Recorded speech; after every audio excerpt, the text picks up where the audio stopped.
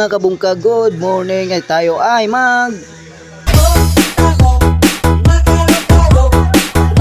Hello mga kabungkag, for today's video magpagupit ta kay igang na kay nga atong buhok. So igang patong dagway, igang patong buhok. Karon naglakaw-lakaw pata kay panangita ta sa barbershop.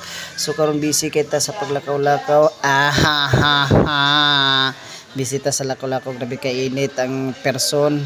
So karon guys, motabok ta og nangita ko sa barbershop. O finally nakaabot na gyud diri sa barbershop og natingala ang barbershop nganong nag-vlog mga kadiri nga wala man ta kakitugutan. Vlogger yan. So karon guys, nga narata diri nagpagkorte na ta siya og lami kay paminawon nga gikuhaan na imong buhok. So nangutana ang barbershop na kung para asa ni insa para vlog ni ingon ko dili para you for ni. Bitaw joke lang. Kami bitaw ng utanang vlogger. So nakakita ta sa isa na namang followers na i-follow daw niya ako.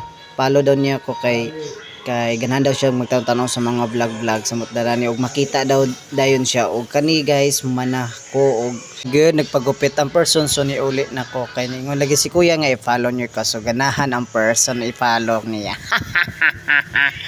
Og nagtabok na pud ko diri kay pauli na lagi. So niabot na ko og nagbaklay bari guys, grabe ka init og nagbaklay nako og grabe ka init gid.